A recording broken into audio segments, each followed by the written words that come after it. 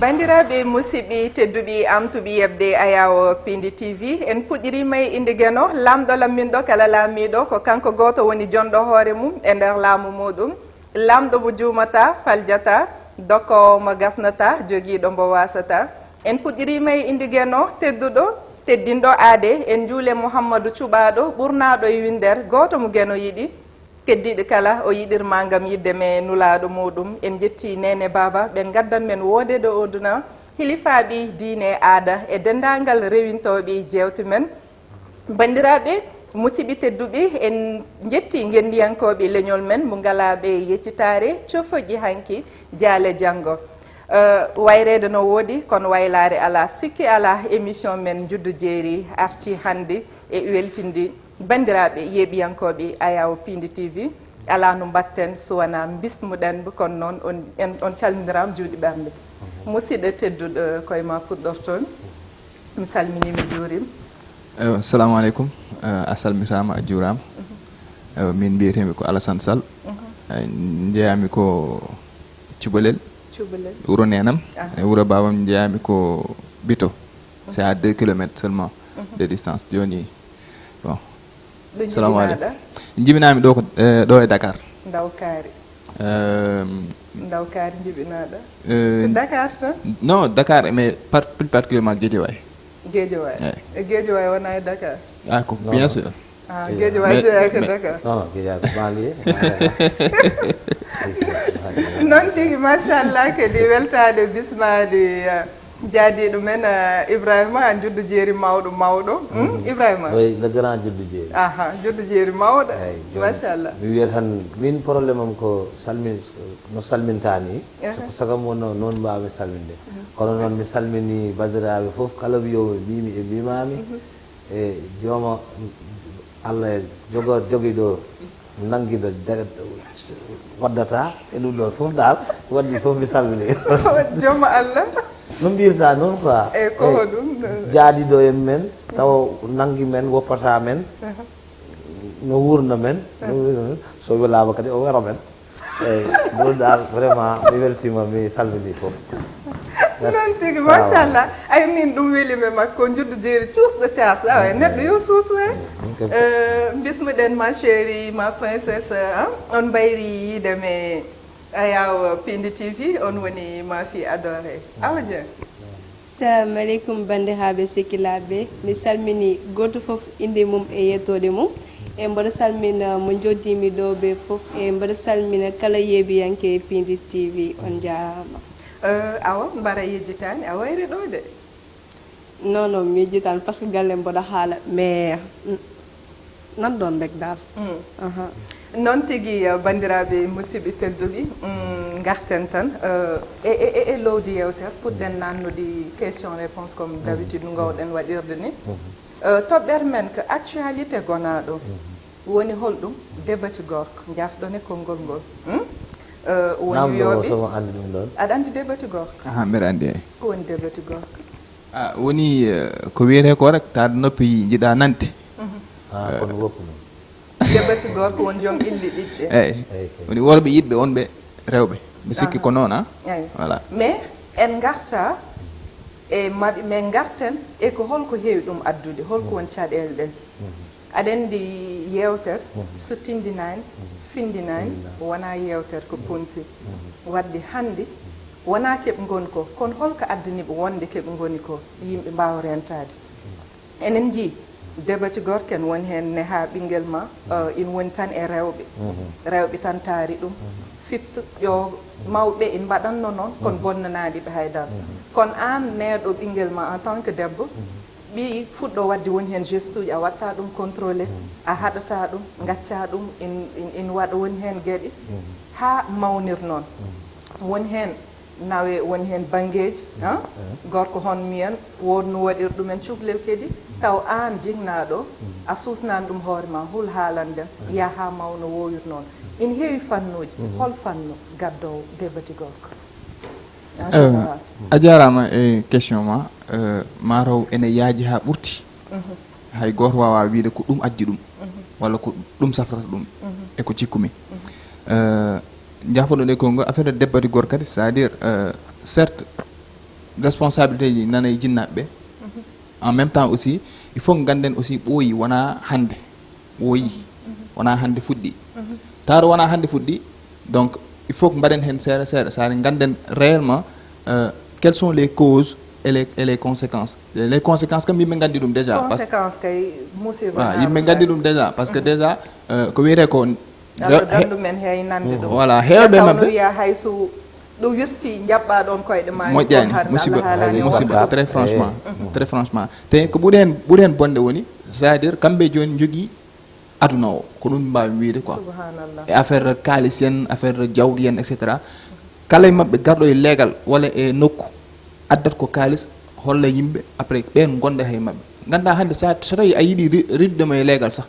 wa yimɓe leegal fof mummoto wiya woppo o fof parce que pourquoi parce que yimɓe joni jawdi ne holɗinimi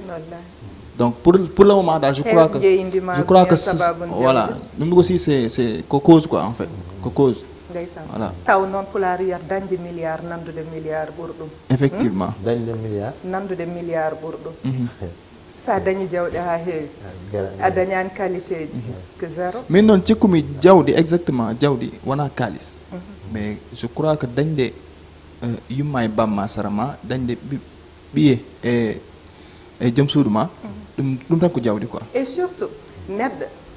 ina wawi ɓurɗem yodde ina wawi ɓurɗem yontede ina wawi ɓurɗem hay jimbinande comme no mbirten ɗum ni o koye ƴiyal mawɗo jeeya pour min ƴiyal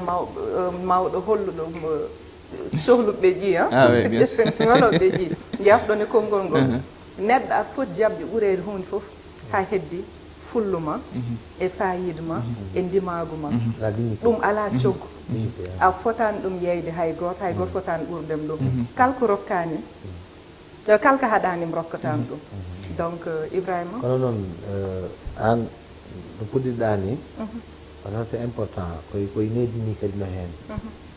par ce que souvent ganda ko no wirte noon kadi saha tawa ɓe ala moyen taw parent ji ala moyen ƴetta suudu woturu waɗa hen rewɓe tati ha nayo e gorko goto ɓe mbalda nder suudu aɗa andi noon on no nehita ni so mawɗini noon tan sa woppanani ɗum ila tan no wawi changede mais en général mi feraki konngol ma woni hen joguiɓe tigui rigui mbo jignaɓe men ina jogui ko gasta ɓen ina gona ɗum c'est vrai mais souvent ɗo kadi ɗum ɗon kadi no hen par ce que taw jinnaɓe woppata hen hakkille quoi mawnirat noon pourtant omo wawi ƴettude jikku o tawa sah o wonani ɗum ɗon kono e nder maniére ji makko tan a yiyat ganda oɗo ko ɗum ɗon kono souvent no yaha kadi e bourgeois ji ɗi ko noon no minɗa ni taw parent ji jogui ɗum ɗon bon ɓe ganda so wona luxe ɓe ganda so wona ɗum ɗon pour nadde e nder ligue on ɗon home to them weeɓat holɗum kadi home to them o tawi ɗum ɗon home to them eyyi home to ɓe quoi home to ɓe c'est à dire tournudeɓe quoi weeɓat par ce que e ɓen ɗo ɗe joni no mbatten ha ɗum ɗon iwa ɗo eyyi ko ɗum woni haala ka par ce que comme no Alassane wi ni wona joni par ce que en jii yeeru hannde cuhlel janggannoɗo mo jangguinannoɗo mo ina waɗa ɗum en jeeɓi ɗum sukaɓe mo jangguidannoɓe ina mbanmo ɗum ha cuhlel ngel maayi eɓe dutti eɓe ƴetti eɓe ubbi cuhlel ngel ɓe sikki on cinina on probléme kono noon ɓe sikki jomumen piyaka tan ha fof ko jogoɓe ala raison ko foti addande neɗɗo wonde ɗum ɗum ko beelamo fittanuma tan beelamo fitta sa yii tan ɓinguel ma aɗa foti jertade en jiyatno jignaɓe men nden hay façon no jaldata tan minen en tant que debbo wonno jaldata tan jignaɗo ma hirata a faami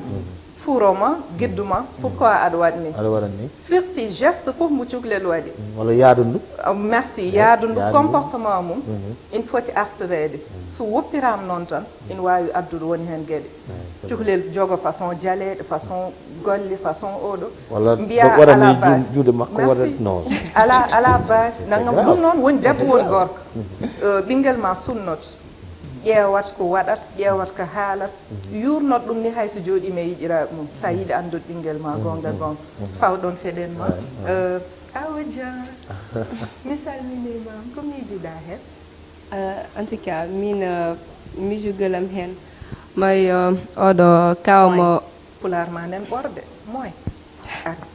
bismillah mi wayruɗo ɗum tagi a wayri kay kawmo ko haali ko rek ɗum ɗon moom e côté éducation ene waɗi important par ce que ko heewi ko toon fuɗɗorto guila jomum ene woni cukalel mo ganda surtout ma nehoɗa e famille goto famille o ala gorko ko an tan woni toon gorko heddiɓe ko rewɓe tan wonma entouré so ɓooyi an noɓe jarata ni noon jaraha noɓe kaldata ni noon ka andal rewɓe koɓe waɗata ko ɗum tan mbatta e woodi certain parents ji kamɓe dal ɓiɗɗo gorko ar fittanam ɗo ar lawƴanam ɗo ar yahanam boutique aɗa soodoya ko rewɓe poti sodoyde ar dugganam ɗo yaha jeere ko rewɓe so ɓooyi jomum so neddimo hen rek so mawni ko noon mawnida ɗum ɗon aussi yimɓe ne poti oppude hen hakkillaji e wonde aussi vie occident waɗi influencé suhaɓeɓe koɓe jeeha e netuji ko aɓe jeeya e télé yimɓe tubakoɓe ene mbaɗa ɗum kamɓe ɓe sikkat ɗum woni réalité mabɓe kamɓe ne ɓe jiiɗa wadde hen copier ɗum aussi yimɓe ne poti oppude hen hakkille eyyi surtout ɗum aɗa andi ko mbiten ko pittugol worɓe hewɓe pittini ɗo jignaɓe men woni dakki defi mbaɗi foof addananiɓe wonde ɗum ɗon ko ɗon garanmi sah ayi min sikkanmi ɗum wona cause o par ce que min exemple ƴetta exemple e min aɗi galleji heewi worɓe fitani nenam jignaɓe men bon mais taw mi fitani nenam mi lawƴi mi defi Te ko ala fof ko ɓeydatma waɗani tan, galle ala mais ɓursatma. la komi gorko mais en fait cause o wona ɗon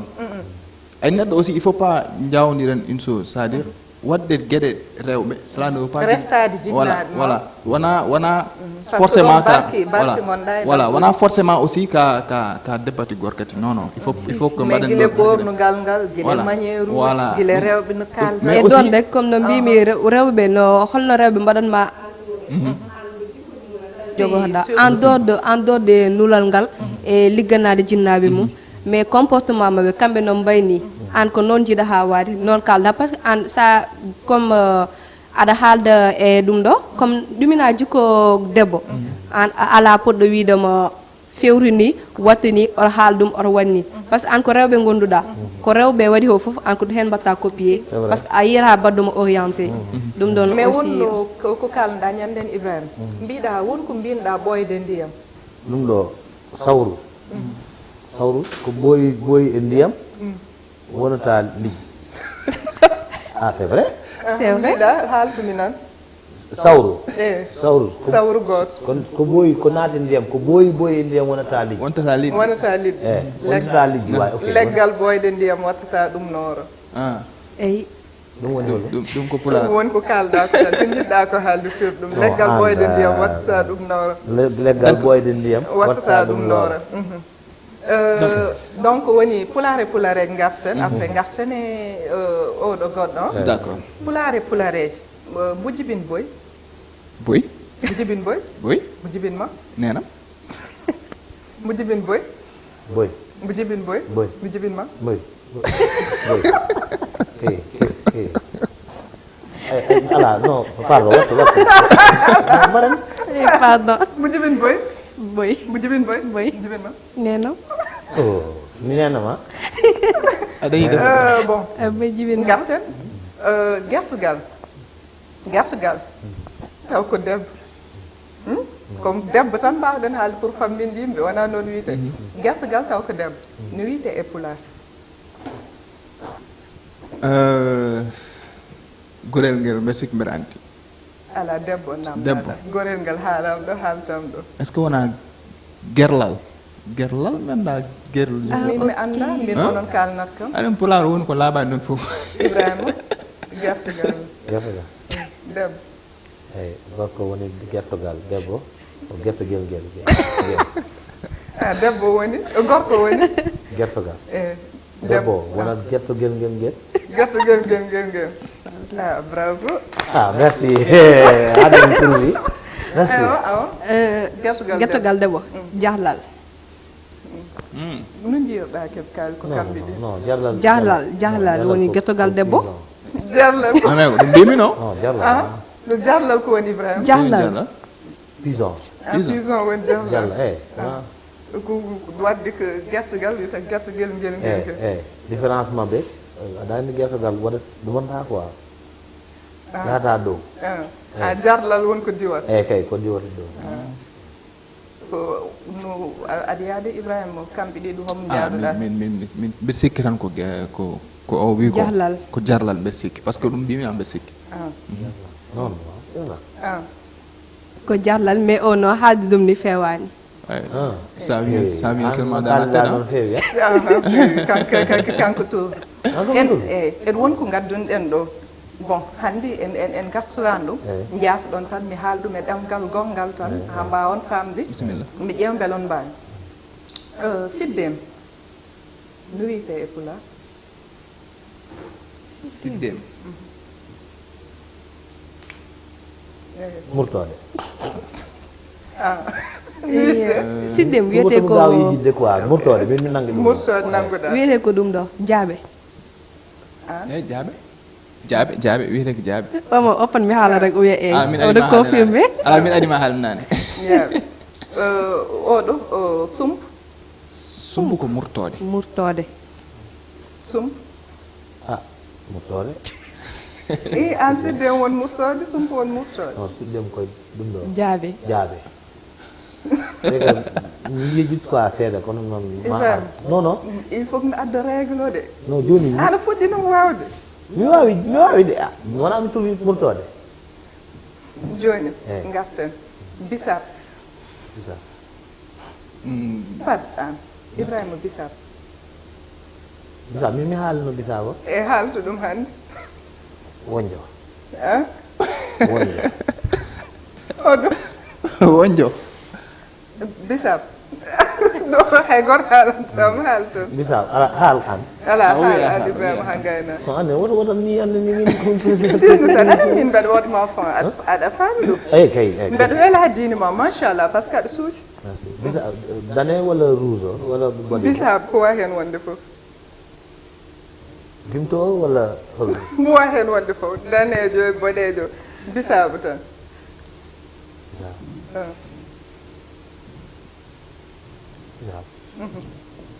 haala Ibrahima tinno haal ta o nani joni mi haali wonjo e an bisap follere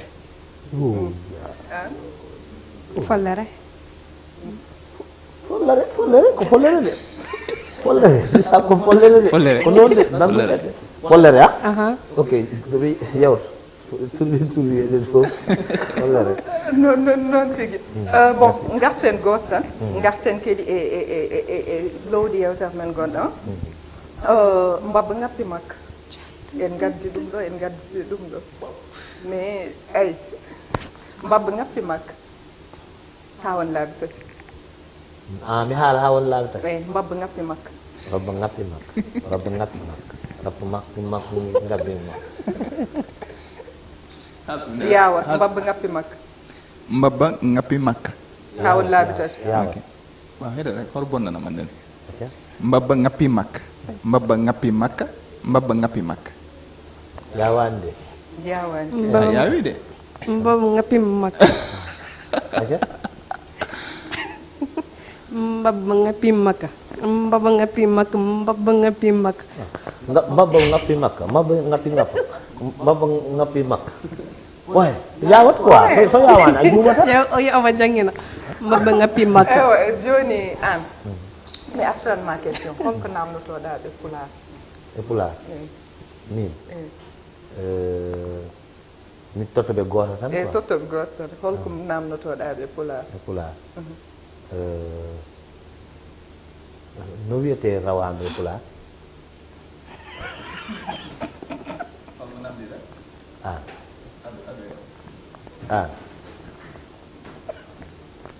non rawandu no wiyete ɗum e pulaar sien français kalɗa notre question a haali ɗum e pulaar ha payi ko ɗo a haali gonga de addu goɗɗo ɗum ɗo joni mbaalu debbo mbaalu tawa ko debbo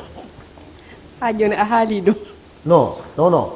mbaalu woni mbaalu kono no woodi gorko e debbo non sa wi ɗum ɗo awo fat ale jam mbaalu moom ko debbo mais peut être mbiyata ko peut être bortel walla ou bien jawdi jawdi woni gorko mais bortel aussi ko debbo jawdi mais mbaalu kom ko mbaalu jawdi woni gorko mbaalu woni debbo keddoraɗa goto te kam mine mi pose ma question de haal goto pourtant mboɗo jogino question important e joni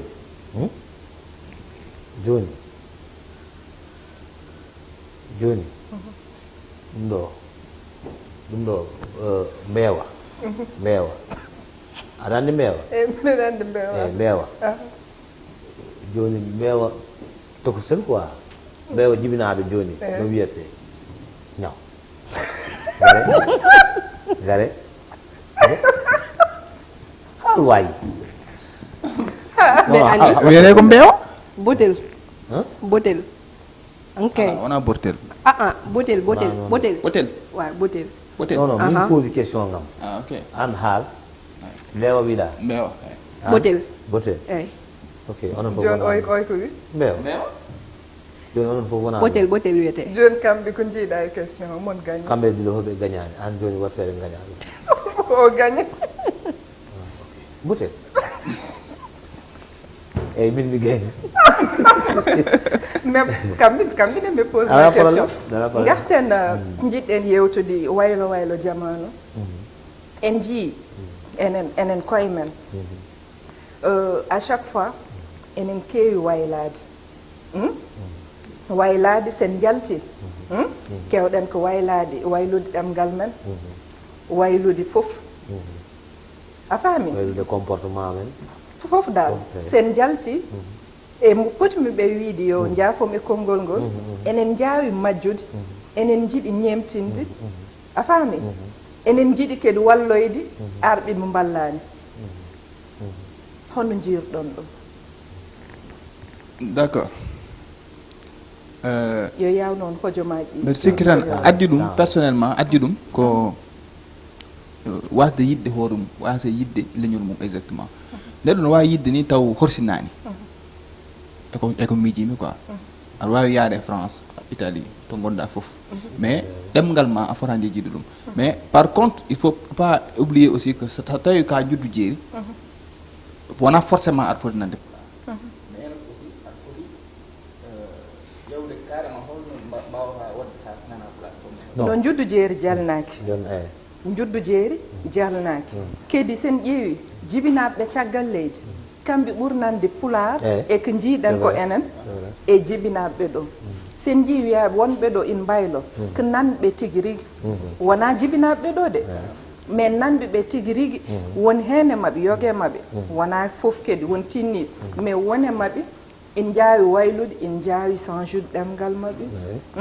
in jaawi taw ko tawiyat ko hay ko kalat ko taw laaɓani komi yerumin français am laaɓani jolfam laaɓani hay pularam ma Allah faabo mi acci pular mi ɗigganani mbeɗene goɗɗum eyo est ce que ɗum ɗon e haala konngol goto mbaɗa hen pular mbaɗa hen français mbaɗa hen wolof e nder konngol goto ɗum ɗon wonde juddu jeeri encore une fois jalnaki nde tawno en tolnima jamanu gandanɗa hoore ma juddu jeeri en ɓe koye mumen elle kañumen ɓuuri yidde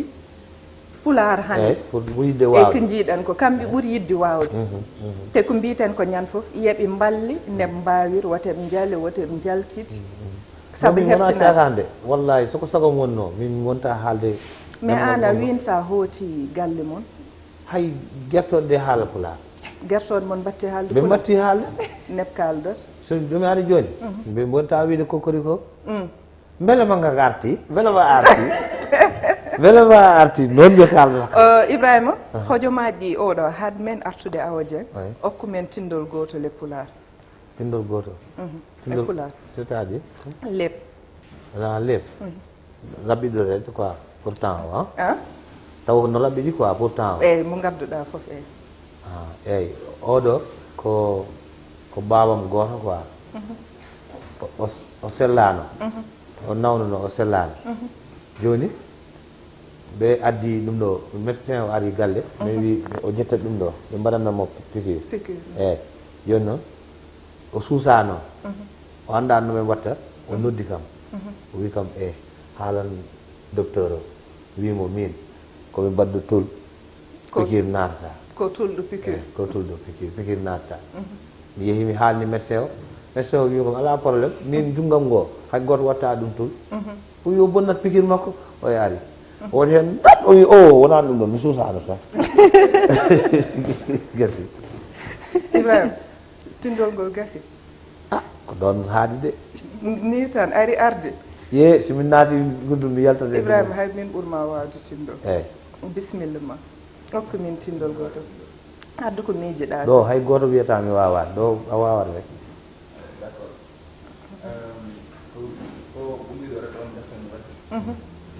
kawam goto no wiye sam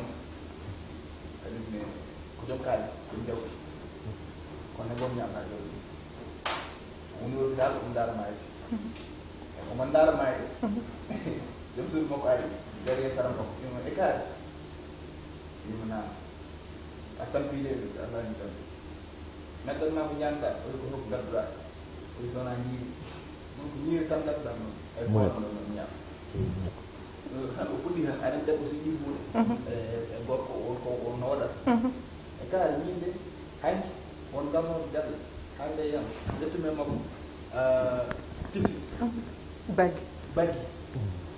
jangguina en même temps aussi courant o kuppama ɗum ɗo no kuppama ndiyam ɗon kuppama et cetera o wima ayta ɗo gonɗu ɗo pittaɗo nan coupé gara haala courant coupé yak hôpital mi rokku mon goto vite fait mi rokku mon onon jiɗi eywa tindol mo gaddanan mon waaji goto biiɗo yahat ziyare mi haalta noon ceerno kaari walla ceerno kaari wi kañum ko hiiɓe jebbiliyade e seeranɓe dal yeehi nagge e beye baali joguinoɗi fof ndu yeehi ɗum nde noon joole kar rapide posta ha hedde 1.5 joni noon ɗo yeehi nde ɗo foti ɗo yaadi pour ziyare o yeehi e ɓi ceernaji mbo waɗato ziyare o woni juuradi après o itti o nanni jungue poche o sikki 1.5 ɗo o itti ndeke ujunere nde o waɗi ɗon joni o waɗi ɗon ujunere nde heddi 1.5 o yeehi ceerno mawɗo o wi ceerno kaari mi yehinto yanani ɓi mi tottima ujunere yo ƴettu 1.5 o tottuma 1.5 pecce ɗum yo ƴettu 1.5 o tottuma 1.5 ewa awa ko dokkatermi tata min moom tinnimo wawa sinno ko ɗum ɗo siftude eyyi mais tinnimo wawa yo ala hende ko ɓeɗoji ɗo eyyi ha bisimilla ma ɗum ɗo min de min wonani ɗo pulagu ngu sa haali ko wona pulaar tan mi waɗa fat rek kawam dabbo way kawam jol fittanam ɗum kawam dabbo wawi kawam jol 1 minute de silence dabbo wawi kawam jol non non haal rek haal kawam dabbo way kawam jol son ganda tottidiren rendez-vous prochaine émission men eyyi ɗum moftat ɗum e commentaire uji ɗi eyyi yeɓe ngar yimɓeɓe kadi ko question ma o ko foof yeeya hen commentaire ji ɗum ɗon foof kawam reftu hen non o ɓooy arde émission juddu jeeri onon ne son ɓooyi joni joni ɗigguno on guittunomi ɗum kay kawam tata dabbo wawi kawam jol ok men gartu les téléspectateurs on nani commentaire ji ɗi min posi on question kawam dabbo way kawam jol eyo noonne Ibrahima hannde enen ponnoɗo busmade Cheikhouna mbo wiri kanke Jojo sikki ala Cheikhouna ko halpulaar ko juddu jeeri kanke Jojo eɓe jogui empêchement kono enen paɗaɓi prochaine inchallah émission kono noon kadi émission juddu jeeri anni Ibrahima ma yahan yimɓe e terrain ji ɗi inchallah kala jiɗɗo garene mum yo waɗ e commentaire uji Pindi TV tawma ɗo gonɗa yewtude men mbaɗen toon émission men juddu jeeri bowal juddu jeeri ɗo mbawɗon wonde foof mamin tawmon ɗon bandiraɓe musidɓe tedduɓe ko ferguita e ko tata foof gande ko neɗɗo timmani jiɗɗo ɗum tan timmitat ɗum bandiraɓe rendez-vous men saaha goɗɗo e émission men juddu jeeri on jarama